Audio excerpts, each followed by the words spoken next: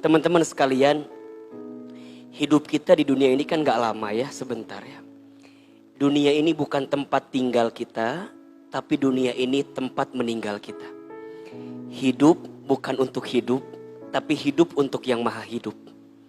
Mati bukan akhir kehidupan, justru mati itu adalah awal kehidupan yang sebenarnya. Kalau tadi Ustadz Dadang mengemukakan bagaimana keadaan pasca kehidupan dunia kita, sungguh dari beberapa keterangan disebutkan kita ini setidaknya setelah kehidupan dunia ini akan mengalami kurang lebih 8 tahapan kehidupan lagi. Kalau kita turunkan misalnya, alam yang pertama namanya alam ruh. Kedua alam rahim. Ketiga alam dunia. Keempat alam kubur.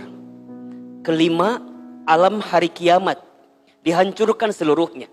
Yang masih hidup dimatikan, yang sudah mati kemudian dihidupkan kembali. Kemudian ketemu dengan yaumul ba'ats, hari dibangkitkan. Setelah dibangkitkan yaumul mahsyar, hari dikumpulkan. Setelah yaumul mahsyar kemudian yaumul hisab, hari dihitung. Setelah itu yaumus syafa'ah, diberikan syafaat. Setelah itu yaumul mizan, hari ditimbang. Setelah itu hari dipertanggungjawabkan. Setelah itu hari kemudian kita akan berjalan di sebuah jembatan namanya sirat. Setelah itu baru ditentukan surgakah atau nerakakah. Jadi dunia ini baru tahapan yang ketiga berarti dari fase kehidupan yang akan kita lalui. Makanya sayang banget kalau ada orang yang hidup di dunia berpikir bagaimana hidup enak di dunia, tapi mereka tidak pernah berpikir bagaimana hidup enak pasca kehidupan dunia itu. Makanya kata Nabi SAW, siapakah orang beriman yang paling utama dalam hidupnya? Maka Nabi menjawab, ahsanuhum khuluqa. Yang paling utama hidupnya adalah yang paling baik akhlaknya. Kemudian ditanya lagi, ya Rasulullah, siapakah orang beriman yang paling cerdas dalam hidupnya? Nabi kemudian menjawab, orang beriman yang paling cerdas adalah dia yang paling banyak ingat mati dan mempersiapkan bekal kematiannya. Maka Ustadz Dadang, jazakallah khair, terima kasih. Ini pengingat bagi kita teman-teman sekalian, yang namanya kematian itu gak bisa kita akhirkan, gak bisa kita majukan. Betul apa enggak? Yang pasti semua pasti akan wafat, pasti akan mati. Orang kaya mati, orang miskin, raja-raja, rakyat biasa, jamaah, Ustadz Dadang. Nah gitu mas. Jadi semua akan wafat. Bisa jadi Ustadz Dadang duluan, Ahilman belakangan. Bisa. Atau Ahilman belakangan, Ustadz Dadang duluan ya. Jadi yang namanya kematian itu sesuatu yang pasti dan sesuatu yang akan datang sama kita. Mau tidak mau, suka tidak suka, pasti kita akan berjumpa dengan yang namanya kematian.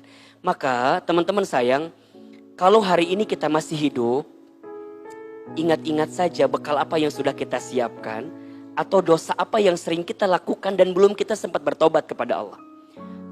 Yakin ya, sebanyak apapun dosa kita, ampunan Allah lebih besar dibanding dosa-dosa kita. Saya ulangi, kalau kita datang dengan membawa dosa sebanyak buih dalam lautan, maka yakinlah ampunan Allah lebih luas dibanding samudra lautan itu. Maka mulai hari ini, yakin saja, setiap orang baik mungkin pernah punya masa lalu yang buruk. Dan setiap orang yang pernah menemukan keburukan, dia masih punya harapan untuk bisa mendapatkan kebaikan di waktu yang akan datang. Semua kita pernah tenggelam dalam masa lalu. Semua kita pernah tenggelam dalam kesalahan. Tapi sebaik-baiknya orang yang pernah tenggelam dalam kesalahan adalah orang yang segera kembali kepada Allah Subhanahu wa Ta'ala. Hari ini teman-teman bisa hadir di kajian teman hijrah. Ini bukti kasih sayangnya siapa? Allah. Bukan karena Ahilman, bukan karena Ustadz Dadang, bukan. Tapi ini bukti sayangnya Allah sama kita. Allah tuh sayang banget sama kita. Mana buktinya? Ini. Kita yang berlumur dosa, kita yang banyak salah masih dikasih kesempatan. Apalagi yang bicara. Yang bicara di depan belum tentu lebih soleh dibanding teman-teman yang duduk. Tapi mungkin Allah tutupi saja aib-aibnya. Makanya malu sebenarnya kalau kita ingat-ingat tentang dosa yang pernah kita lakukan. Tapi kita yakin Allah sebaik-baiknya pemberi ampunan kepada kita. Maka di dalam Asmaul Husna ada 4 nama ya, yang sering kali kita temukan terkait ampunan Allah itu. Allah Al-Ghaffar, Allah Al-Ghafur, Allah At-Tawwab, Allah Al-Afu. Apa artinya? Allah Al-Ghafur, Allah yang senantiasa mengampuni sebesar apa dosa kita. Al-Ghafur. Jadi teman-teman punya dosa besar apa? Kemudian teman-teman bertaubat, minta ampun kepada Allah. Hakul yakin Allah ampuni dosa kita. Punten. Mungkin ada yang pernah berzina. Punten. Mungkin ada yang pernah durhaka kepada orang tua. Mungkin pernah ada yang zalim sama orang. Dosa-dosa besar teman-teman lakukan di situ. Dan teman-teman bertaubat, minta ampun kepada Allah. Allah Al-Ghafur. Allah mengampuni sebesar apapun dosa kita. Yang kedua, Allah Al-Ghaffar. Allah yang akan mengampuni sebanyak apapun dosa kita. Kalau Al-Ghafur sebesar, kalau Al-Ghaffar sebanyak. Teman-teman bikin dosa. Teman-teman makin banyak minta ampun kepada Allah, makin senang Allah. Kenapa? Al-Ghaffar. Allah punya nama yang tidak pernah bosan mengampuni dosa hambanya. At-Tawwab. Allah yang maha pemberi taubat dan penerima taubat. Di antara nikmat orang yang pernah berbuat dosa, apa? Fursatut taubah. Dia diberikan kesempatan bertobat. Makanya orang kalau udah dikasih kesempatan taubat ya cengeng dia. Mudah nangis, lembut hatinya, dikit-dikit dia menghadirkan kebaikan.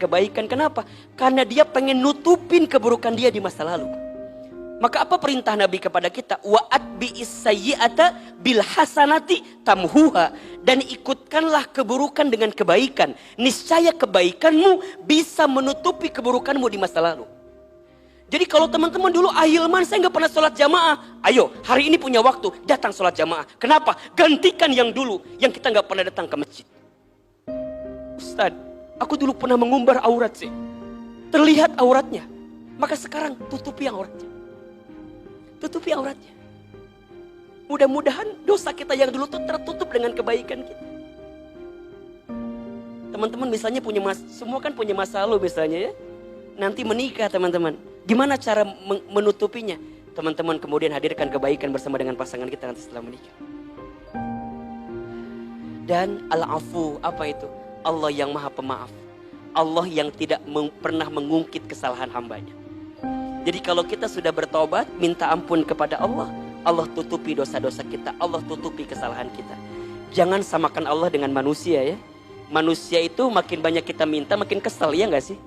Tapi kalau Allah makin banyak kita minta, Allah makin senang. Allah makin senang. Come back to you. Kembali ke Allah. Ya, bisa dedang ya. Ya kumaha deui atuh rek naon, orang merek naon hidup di dia teh. Dan gak akan ada apa-apa. Bade naon. Ya makanya untuk apa kan? Iya, betul. Ayo wae lah Ustaz. Naon? Bade tipayun. Masya Allah. Jadi teman-teman ya, yuk kita lakukan kebaikan sebelum akhir semua apa yang bisa kita lakukan ke depan.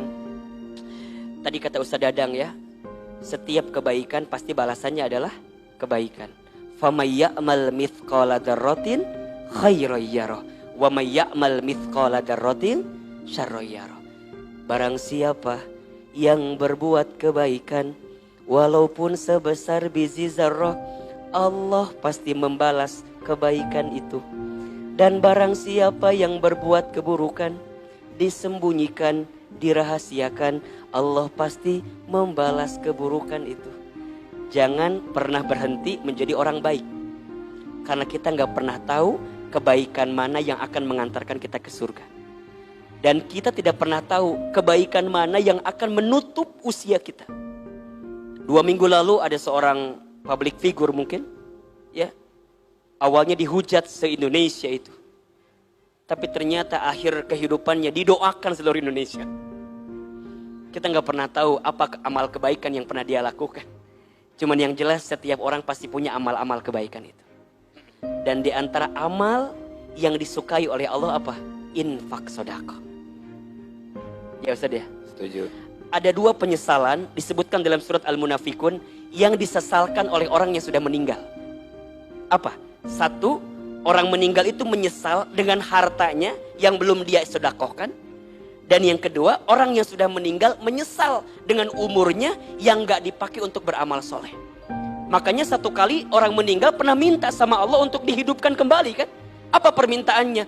Fa'asoddaqa wa akun minas solihin. Ya Allah, kalau engkau hidupkan aku kembali, berikan aku kesempatan lagi, maka aku akan menjadi orang yang ahli sedekah dan beramal soleh dalam kehidupan.